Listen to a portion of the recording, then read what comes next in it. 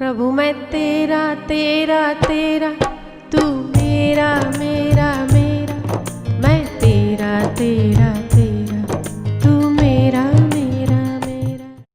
तुलसी तो ज़रूर घर में होनी चाहिए, जो आपके ऑक्सीजन देती है और आपके पर्यावरण को शुद्ध रखती है। पीपल लगा सको तो पीपल लगा लो, पीपल तो बहुत ही अच्छा है। अब ये पहले हम लोग पीपल लगाते थे और पीपल पर पूजा वूजा होती थी ना, कौन से ना समझ ने पता नहीं क्या दिमाग में डाल दिया, पीपल में भूत रहता है, पीपल में भूत रहता है, इसीलिए अब पीपल से दूर रहा करो। अगर हम पीपल से दूर हो गए ना तो हम ऑक्सीजन से दूर हो गए। सारी गिनतियां हमारी उल्टी पड़ गई है, जो कैलकुलेशन हमें सीधे होने चाहिए सारे कैलकुलेशन हमारे उल्टे हो गए और जिंदगी दांव पर लग गई। भागवत पढ़ने से घर में झगड़े होते हैं। अरे भागवत पढ़ने से तो अक्ल आ जाएगी किसके साथ कैसा चलना चाहिए। सबसे बड़ी महाभारत तो वहीं हुई थी। जिसने भागवत पढ़ ली उसे पता चल जाएगा कि उसे कौन सा कर्तव्य कैसे निभाना चाहिए। भागवत पढ़ेगा तो जीवन जीने की अकल आ जाएगी। भागवत पढ़ने से घर में झगड़े होते हैं, इसलिए भागवत नहीं पढ़नी चाहिए। हरिद्वार हरिद्वार है इसीलिए हरिद्वार नहीं जाना चाहिए। ये सब अंग्रेजों के चेचले थे। अंग्रेजों की ये बिन एक साजिश सोची समझी और हम बिन पैंदे की लोटे की तरह हम स्वीकार करते चले गए। इसीलिए पीपल से दूर रहना चाहिए। पीपल से दूर, ऑक्सीजन से दूर, गीता से दूर, अपनी आत्मा से दूर। सब कुछ तो उल्टा सीधा पढ़ाया है। तो आप लोग अपनी संस्कृति से परिचित होइए, संस्कृति और प्रकृति की रक्षा करिए, प्रकृति आपकी रक्षा करेगी। हम श्रद्धा रखते हैं तो श्रद्धा के साथ हमारा पर्यावरण भी बहुत गाढ़ रीति से जुड़ा हुआ है। इसीलिए तो भगवान बुद्ध को बोधि वृक्ष के नीचे ज्ञान होता है। हमारे स्वामी जी लीला शाह जी महाराज नीम के पेड़ के नीचे बैठे रहते थे। डोंगरे जी महाराज भी एक पेड़ के नीचे 40 वर्ष तक सत्संग करते रहे। वेदव्यास रायणना झाड़ नीचे, अजू भी वेदव्यास का आश्रम है, अपने आश्रम के सामने रायणना झाड़ नीचे बेसीने तपस्या करे छे। गाय के गोबर से बिली वृक्ष की उत्पत्ति होती है। पीपल में भगवान दुर्वा, अच्छा आप छोटी सी दुर्वा को देखो, उसमें भी ऑक्सीजन बनाने का सिस्टम प्रकृति ने सेट किया है। वो भी पानी छोड़ती है और वायु में से पानी के परमाणु और कार्बन डाइऑक्साइड, वो इतनी छोटी सी है, वो भी फिल्टर करती रहती है। तो आप इस सिस्टम को समझोगे ना प्रकृति को, तो आपको लगेगा ये प्रकृति ने आपके सुंदर और सुखद जीवन के लिए ही ऐसे सिस्टम सेट किए। पर हम हैं दे धड़ा बिना सोचे समझे काट देते और खुश होते हैं। हमने बहुत बड़ा घर बना लिया तो झक मारी, मरेगा एक दिन इसी में ही। तो आप प्रदूषण से सुरक्षित रहिए, घर में धूप दीप करते रहिए।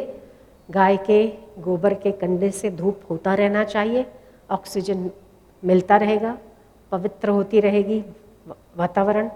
और पेड़ पौधे लगाइए, घर में तुलसी हो, पीपल हो। पीपल थोड़ा बड़ा हो जाए तो किसी मंदिर में जाकर लगा देना या किसी आश्रम में। तब तक पीपल बड़ा हो तब तक भले रहे घर में। आजकल तो वो बोनसाई पीपल भी आते हैं, पर लगाइए। कुछ भी आपके घर में ग्रीनरी जरूर होनी चाहिए। प्रचलन हुआ था कि पीपल के पेड़ में भूत का वास होता है, आपको भी पता होगा।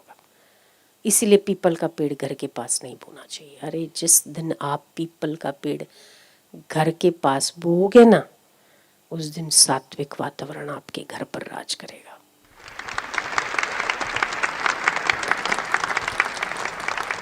पीपल में भूत का नहीं, भगवान का वास माना जाता है। यूं ही पूजनीय नहीं होता है वो, पर क्या पता कैसी परंपराएं हमारी तोड़ मरोड़ दी है। भूत का वास है ताकि लोग डरते रहे, वैसे ही भूत से डरते, ताकि एक भूत बिठा दिया उसमें पीपल में, ताकि घर में नहीं रहे, घर में नहीं, घर में पीपल नहीं। अरे घर में जरूर लगाओ, घर की बाउंड्री के बाहर लगाओ, पश्चिम में पीपल बहुत फायदा करता है।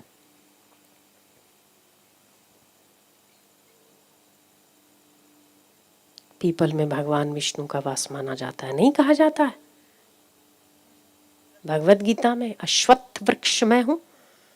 तो अश्वत्थ वृक्ष मैं हूं ऐसा कहा तो क्या उसमें जहां भगवान रहेगा वहां भूत रहेगा? क्या पागलपन है। भगवान तो भूत को भगाएगा ना, भूत रहेगा कैसे उसमें? पागलपन है, बिना सोचे समझे वाली बात है। इतवार को छोड़कर आप श्री लक्ष्मी की वृद्धि करने के लिए आप पीपल पर जल चढ़ाते, हर ज्योतिष कहता है। तो भूत को चढ़ाने से आपको पैसा मिलता है? ऐसा कि आप भूत की पूजा करते हो इसलिए आपको पैसा मिलता है? मूर्खता है। पीपल को दिया दिखाओ, कहते ना ज्योतिष कहते हैं आपको, जिसको रोजगारी नहीं पीपल हर शनिवार को चढ़ाना चाहिए जल, है ना।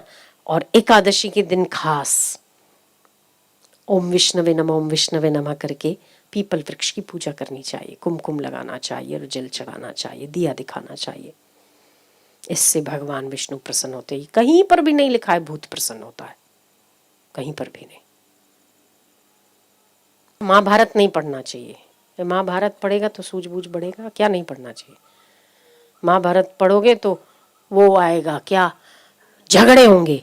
झगड़े नहीं होंगे। अंग्रेज थे ना तो हमें अंग्रेजों को भगाने की ताकत आ जाती, इसीलिए कहते हैं महाभारत नहीं पढ़ना चाहिए, ताकि तुम दबे रहो,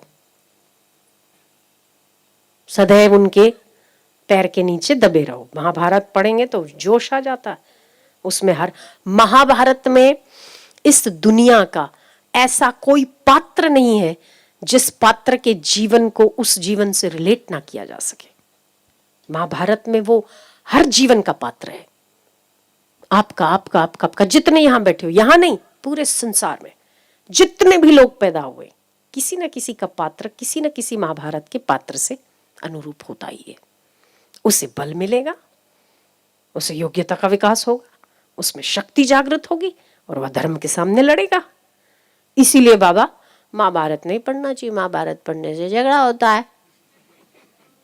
आपने मान लिया और आपने तब से महाभारत छोड़ दिया पढ़ना। आप पढ़ो, हम देखते झगड़ा होता कि नहीं।